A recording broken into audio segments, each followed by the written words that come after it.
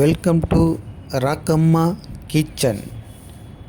உங்கள் ராக்கம்மா கிச்சனில் இன்றைக்கி வாழைப்பூ 65. முதல்ல அதுக்கு வாழைப்பூ எடுத்து நம்ம க்ளீன் பண்ணிக்கலாம். அதில் ஒரு நீட்டாக ஒரு இது மாதிரி இருக்கும், அதை எடுத்துகிட்டு அது உள்ளே இருக்கிற ஒரு தோல் மாதிரி எடுத்துப்போம். இது கொஞ்சம் தோற்கும்.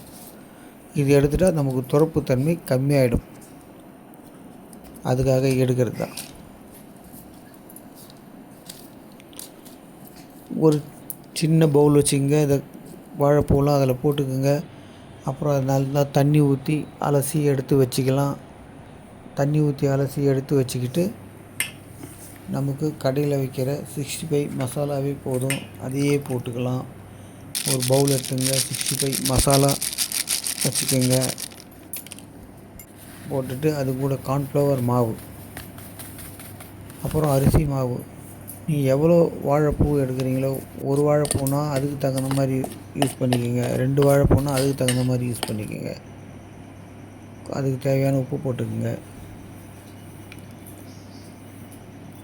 உப்பு போட்டு நல்லா மிக்ஸ் பண்ணிட்ட பிறகு இஞ்சி பூண்டு பேஸ்ட்டு 1 ஸ்பூன் போட்டுக்கோங்க. அதையும் நல்லா மிக்ஸ் பண்ணிட்ட பிறகு நம்ம இது கூட தண்ணி சேர்த்துப்போம். தண்ணி கொஞ்சமாக சேர்த்துக்குங்க, ரொம்ப தேசக்கூடாது. கொஞ்சம் திக்காக தான் இருக்கணும், தண்ணி ஆகிடக்கூடாது. திக்காக தான் இருக்கணும். அப்போ தான் நம்ம போட்டிருக்க அந்த கார்ன்ஃப்ளவர், அரிசி மாவு எல்லாமே வாழைப்பூவில் நல்லா சேரும். ஒரு ஆஃப் எலுமிச்சை பழத்தை எடுத்து பிழிஞ்சு விட்டுக்குங்க. அப்போ தான் தோற்பு தன்மை கம்மியாகும். அப்புறம் நம்ம இருக்கிற வாழைப்பூவை கொட்டிட்டு நல்லா மிக்ஸ் பண்ணி விட்டுடலாம். நல்லா மிக்ஸ் பண்ணி ஒரு 10 நிமிஷம் வெயிட் பண்ணிவிட்டு அதுக்கப்புறமா எடுத்து எண்ணெயில் போட்டு சூடாக பொரிச்சிக்கலாம். நம்ம எந்த எண்ணெய் வேணாலும் யூஸ் பண்ணிக்கலாம். போட்டு நல்லா பொரித்து எடுத்துக்கங்க. பொரித்து நல்லா வெந்து ப்ரௌன் கலரில் வந்தோடனே எடுத்துக்கலாம். நல்ல டேஸ்ட்டாக இருக்கும், சுவையாக இருக்கும்.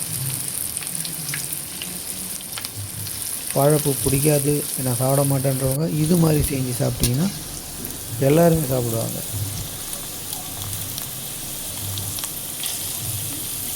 நல்லா மொறுன்னு வாழைப்பூ. எங்கள் ராக்கம்மா சேனலை ஃபாலோ பண்ணுங்கள், லைக் பண்ணுங்கள், கமெண்ட் பண்ணுங்கள்.